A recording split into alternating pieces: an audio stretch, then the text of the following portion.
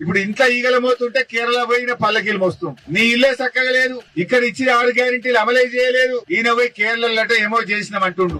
పోదా కొడంగల్కి వస్తావరా? కొడంగల్ ఏ ఊరు కోదామా చెప్పు? 100% రుణమాఫీ అయిన ఊరు ఉందా కొడంగల్?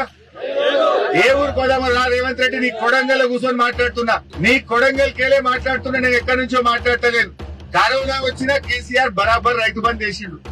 నువ్వు 3 సార్లు రైతు బంద్ ఎగ్గొట్టినావు. ఇప్పటికి ఓసారి 3 ఎకరాలకు ఇచ్చినావు, ఓసారి మొత్తానికి ఎగ్గొట్టినావు, ఒకసారి 1 ఎకరానికి ఇచ్చినావు. రైతు బంద్ ఎగ్గొట్టినావు. పోయిన యాసంగి బోనస్ ఎగ్గొట్టిండు, ఈ యాసంగి బోనస్ కూడా గోవిందనే. ఈ ముఖం ఇచ్చే ముఖం కాదు, అందుకే సపోర్ట్ చేస్తలేదు.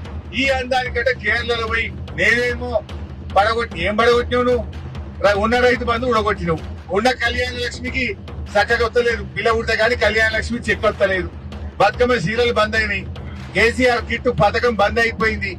బాయికాడ మున్పటి లెక్క కరెంట్ వస్తలేదు. నువ్వు చేసిందేమున్నదా? ఉన్నాయి ఊడగొట్టు తప్ప నువ్వు కొత్తగా చేసిందేమన్నా ఉన్నది? ఎస్సీ ఎస్టీలకు కనీసం నిధులు కూడా విడుదల చేయకుండా ఇవాళ మోసం చేస్తా ఉన్నావు. ఇలా కేరళ వాళ్ళు నీకంటే తెలివైన వాళ్ళు, రేవంత్ రెడ్డి బాగా చదువుకున్న వాళ్ళు, నువ్వు ఏం చెప్తే నమ్మరాళ్ళు. కేరళ ప్రజలు అన్ని విషయాలను ఎందుకు గూగుల్లో కొట్టి రాదా బయటకు? గూగుల్లో కొట్టి తెలంగాణలో ఎన్ని గ్యారెంటీలు అమలైన గూగుల్ చెప్పదా?